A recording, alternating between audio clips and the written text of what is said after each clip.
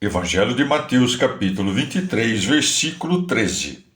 Ai de vós, escribas e fariseus hipócritas, que fechais o reino dos céus aos homens, pois nem vós entrais, nem deixais que entrem os que estão para entrar. Palavra da salvação. Comentário: Mateus 23, 13. Orígenes. Cristo, como Filho verdadeiro daquele que deu a lei, explicou as felicidades dos que se salvam, segundo a semelhança das bênçãos que se concedem pela lei e segundo a semelhança das maldições expostas à lei. Diz: ai contra os pecadores, quando acrescenta: ai de vós, escribas e fariseus hipócritas.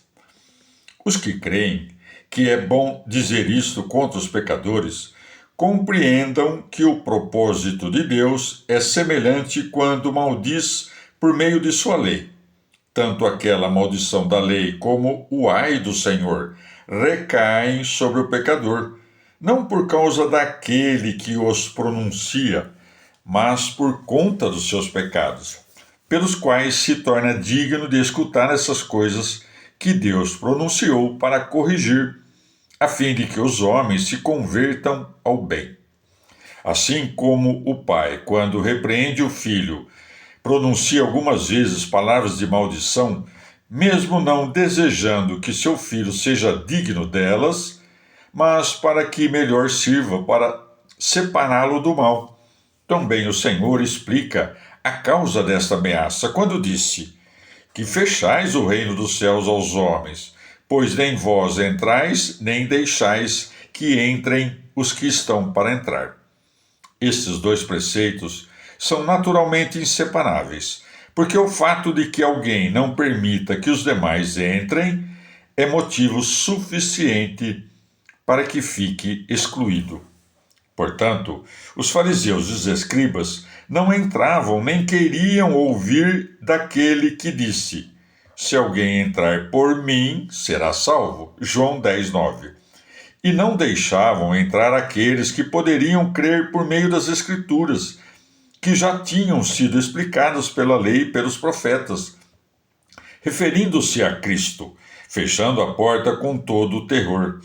Estes cortavam sua doutrina, derrubavam toda escritura profética sobre ele e blasfemavam contra toda obra sua, como se fosse falsa e realizada pelo diabo. Mas também todos os que, pelo seu mau modo de vida, dão ao povo o exemplo do pecado. Também os que praticam injustiças, escandalizando os pequenos, parecem fechar o reino dos céus diante dos homens. Este pecado encontra-se certamente entre os homens do povo, mas, sobretudo, entre os doutores, que ensinam aos homens o que é conveniente, de acordo com a justiça do Evangelho, mas não fazem o que ensinam. Mas, vivendo e ensinando bem, abrem aos homens o reino dos céus, e enquanto eles entram, animam outros a entrar. Muitos, porém, não permitem aos que desejam entrar no reino dos céus, quando excomungam, sem razão alguma, unicamente por alguma inveja, os que são melhores que eles, e eles mesmos não lhes permitem entrar. Os de alma sóbria, vencendo a tirania destes com a paciência, ainda quando são vetados, entram e herdam o reino. Mas os que com muita temeridade se ofereceram a ensinar antes de aprender, e imitando as fábulas judaicas, dizem mal daqueles que buscam nas sagradas escrituras as coisas do céu, fecham o quanto podem o reino dos céus aos homens. Evangelho de Mateus, capítulo 23, versículo 14. Ai de vós, escribas e fariseus hipócritas, que devorais as casas das viúvas a pretexto de longas orações. Por isto, sereis julgados mais severamente. Palavra da salvação. Comentário: Mateus 23, 14. São João Crisóstomo.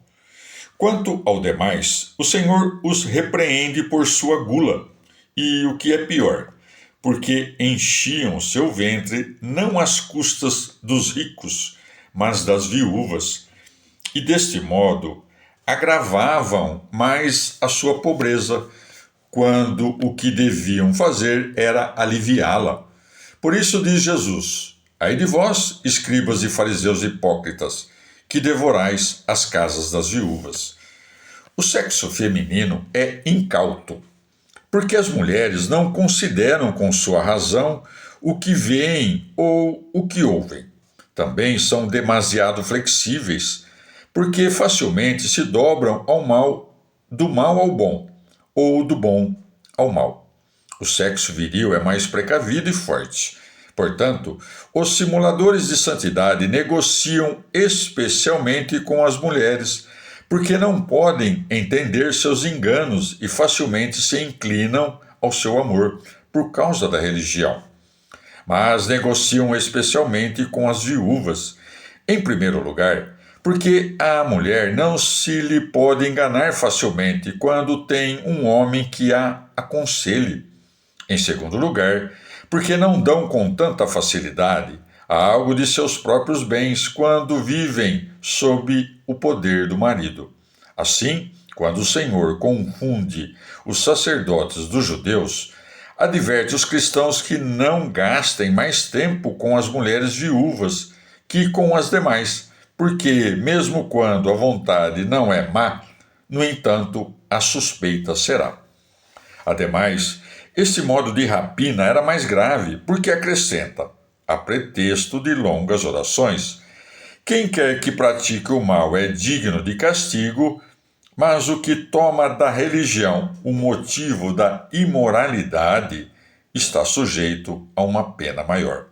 Assim, pois, segue: por isto sereis julgados mais severamente. Em primeiro lugar, porque sois iníquos. Em segundo lugar, porque vos encobris com a capa de santidade. Pintais, pois, vossa avareza com a cor da religião, e como que pondes à disposição do diabo as armas de Deus, de modo que a iniquidade seja amada enquanto for tida na conta da piedade. Evangelho de Mateus, capítulo 23, versículo 15. Ai de vós, escribas e fariseus hipócritas, que rodeais o mar e a terra para fazerdes um prosélito, e depois de o terdes feito, o tornais filho da geena, 2 vezes pior do que vós. Palavra da salvação. Comentário Mateus 23, 15. São Gregório Magno. Porque os hipócritas, mesmo que sempre pratiquem ações más, não deixam de falar coisas corretas. E, falando bem, produzem filhos na fé por meio do trato frequente, mas não podem alimentá-los para que vivam bem. Quanto mais se mesclam nas coisas do mundo, com maior negligência permitem que aqueles que engendraram façam coisas terrenas. E porque vivem com seus corações endurecidos, não reconhecem com nenhuma piedade do amor devido os mesmos filhos que geraram. Portanto, também aqui se diz aos hipócritas: e depois de o terdes feito, o tornais filho da geena, 2 vezes pior do que vós. Comentário Mateus 23, 15. Santo Hilário. Por rodear o mar e a terra, quer dizer que difamariam o Evangelho de Cristo em todos os extremos do orbe e que, contra a justificação da fé, submeteriam alguns ao jugo da lei. São prosélitos aqueles gentios que foram recebidos na sinagoga, cujo pequeno número futuro é indicado aqui por um único. E depois da pregação de Cristo, não restou à fé deles nenhuma confiabilidade. Mas quem quer que tenha sido adquirido para a fé dos judeus, far-se-á um filho da geena. Por isso, será filho de uma dupla pena, porque não terá alcançado a remissão dos pecados cometidos quando era gentil, e ademais terá adotado a afinidade daqueles que perseguiram Cristo. Evangelho de Mateus, capítulo 23, versículos de 16 a 22. Ai de vós, condutores cegos, que dizeis: se alguém jurar pelo templo, isso não é nada, mas o que jurar pelo ouro do templo fica obrigado. Estultos e cegos, qual é mais, o ouro ou o templo que santifica o ouro? E dizeis: se alguém jurar pelo altar, isso não é nada, mas quem jurar pela oferenda que está sobre ele fica obrigado.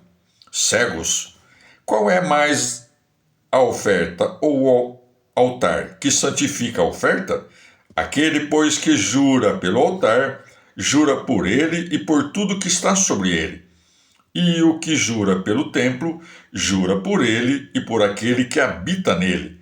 E o que jura pelo céu, jura pelo trono de Deus e por aquele que está sentado sobre ele.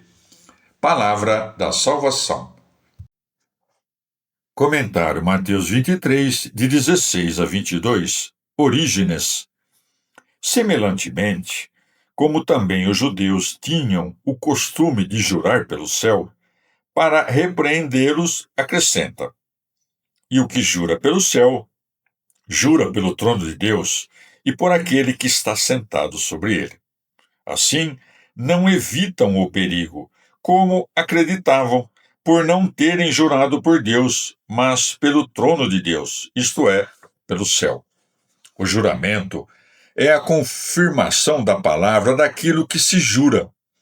Deve-se entender o juramento como testemunho das Escrituras, que é proferido para confirmar a palavra que dizemos, de maneira que seja o templo de Deus a Sagrada Escritura, e o ouro o sentido que nela se encerra. Assim como o ouro que está fora do templo não está santificado, também todo o sentido que está fora da Sagrada Escritura, mesmo que pareça admirável, não é santo. Portanto, não devemos usar nossas inteligências para confirmar a doutrina, a não ser que demonstremos que é santa, porque está contida nas Sagradas Escrituras. O altar é o coração do homem, considerado o que este tem de mais importante. Os votos e as oferendas que se põem sobre o altar são tudo o que é posto sob o coração, como orar, salmodiar, dar esmolas e jejuar. O coração do homem santifica toda oferenda, pois esta é oferecida a partir dele. Portanto, não pode haver uma oferenda melhor do que o coração do homem, a partir do qual o voto é transmitido. Se, pois, a consciência do homem não o atormenta, tem ele confiança em Deus, não por causa das oferendas, mas porque, por assim dizer, construiu bem o altar de seu coração. Em terceiro lugar, podemos dizer que sobre o templo, isto é, sobre toda a Escritura, e sobre o altar, isto é, sobre todo o coração, há um certo intelecto, que é chamado de céu e de trono do próprio Deus, no qual veremos a face revelada quando chegar o que é perfeito, a face da verdade.